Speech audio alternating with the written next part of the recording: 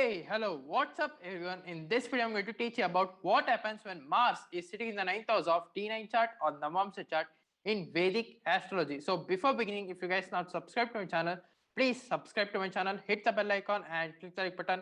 And if you guys have any doubt after watching this video, please do mention that in my below comment section, okay? And yes, please like and follow my Facebook community page, Parikshith Astrology also. So let's begin. Now, what do you mean by Navamsa chart of the D9 chart? See, Navamsa chart of the D9 chart is the second most important chart of your birth chart. It mainly gets activated after your second half of your life or after 33 years or 36 years of your age. It is mainly seen for your strengthness of your planet. It is also seen for your relationship between you and your spouse and also your married life. Now, coming to the strengthness of your planet. Now, let's say for example, if any planet is depleted in your birth chart. Now, let's say for example, your sun is depleted in your birth chart and that planet sun is being exalted in your Navamsa chart or the D9 chart, then that shows that that planet sun has gained extra strength or extra power. Now, coming to the married life. See, every individual divisional chart, including the main birth chart, has its own Karaka planet or the significator planet, right? Now, suppose for example, in your birth chart or the D1 chart, Sun is the Karaka planet or the significator planet. Likewise, in your Navamsa chart or the D9 chart, Venus is the Karaka planet or the significator planet. So, Venus should be placed in an exalted sign, Mool Trikon sign, own sign, or in a friendly sign. That shows that your married life will be very good, especially in a very good house. Now, coming to the ninth house of your D9 chart or Navamsa chart. Now, what does ninth house of your D9 chart or Navamsa chart represent? See, ninth house of your D9 chart or Navamsa chart represents after your married life, whether you believe in your religion or not, can be seen from the ninth house of your D9 chart or Navamsa chart. It is also seen for your luck, fortune. It is also seen for your destiny after your married life and so on. Now, what happens when planet Mars is sitting in the ninth house of your D9 chart or Navamsa chart? Now, what does planet Mars represents? It represents the aggressive nature of a person.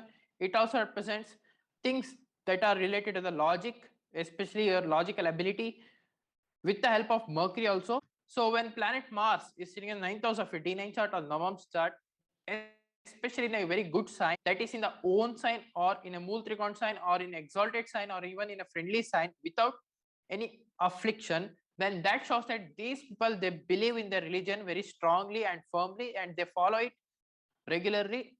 It also shows that these people, they believe in higher divine or divine things and all. Now, suppose if Mars is sitting with benefic planets like Venus, Moon, Mercury, or Jupiter, what happens? So when planet Mars is sitting with planet Jupiter, so what does planet Jupiter represent? See, planet Jupiter represents your divine knowledge, higher learning. It also represents like teacher or gurus. So when Mars and Jupiter are sitting in the ninth house, that shows that these people, they follow their gurus after the married life. It also shows that they strongly believe in their dharma. Now, what happens when Mars is sitting with planet Moon? Now, what does planet Moon represent? See, planet Moon represents your mind, your emotions. It also represents your mother. So when planet Mars and Moon are sitting in the ninth house, that shows that these people, they will be constantly wants to travel to the pilgrimages. Why? Because when ninth house gets activated after the married life, especially if they are running under Mars Madasha or Moon Madasha, they will surely travel to the pilgrimages like church, mosque, or temples like that. Now, what happens when Mars is sitting with planet Venus? Now, what does planet Venus represents? It represents your luxurious life. It also represents wife in a man's chart, or it represents spouse in a particular person's chart. So when Mars and Venus are sitting the ninth house, that shows that these people, they definitely will get a fortune after the married life only when they believe in their dharma or only when they believe in their religion. And also you need to check the dasha also. It becomes a major part of the person. Okay, so you need to check which dasha the person is running.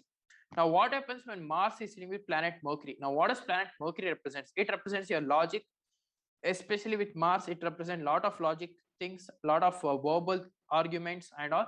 It also represents your business ability. But in the Navamsa chart, it represents your communication during the marriage. So, how do you communicate yourself with your spouse or with your married partner or with your in-laws or after the married life, how do you communicate yourself with others? Can be seen from the planet Mercury in the Navamsa chart. So when Mars and Mercury are sitting in the ninth house, these people usually argue a lot regarding their own religion or regarding their dharma.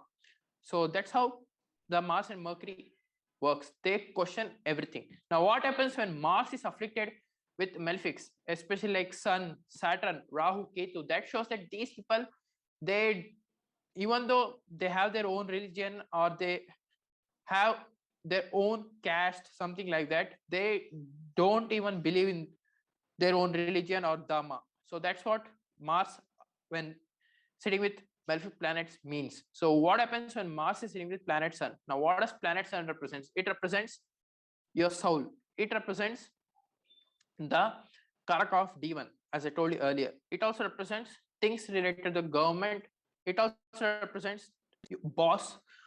It also represents father or fatherly figure. So when Sun and Mars are sitting in the ninth house, these people tend to argue with their father or fatherly figure. If Sun and Mars are placed very well, then that shows that these people, they follow their father or fatherly figures, they follow their gurus and all. Now, what happens when Mars is with Saturn? That shows that surely it's afflicted, ninth house is afflicted, shows that these people, if they want to finish their goal or if they have some goal in their life after the second half, then it will be a little bit of problem. Why? Because ninth house is afflicted, which is the house of destiny. Now, what happens when Mars is with planet Rahu? That shows these people, they can be an atheist, but I can't be sure why, because you need to see the dispositor of planet Rahu, where it is sitting. Okay, so suppose if Mars and Rahu are sitting Virgo, you need to check planet Mercury. So that's the dispositor, guys. So after checking that, then only need to come into the final prediction. Now, what happens when Mars and Ketu are sitting in the ninth house? Now, what does Ketu represent? See, Ketu represents separation, detachment. So Ketu in the ninth house generally represents these people, even though they might be having their own religion, their own dharma, they may not be interested that much. So these people, they want to work hard. Why? Because Rahu will be sitting in third house of their Navamsa chart, which represents hard work, communication, and all. So through their hard work only, they will get success. So that's what I'm telling here. So yeah, this is for today, guys. If you're new to my channel, please subscribe below, or else I'll see in the next video. So if you want any consultancy, please do contact my given below WhatsApp number, or else you can even mail me also. So until and unless, thank you, bye bye, love you, take care.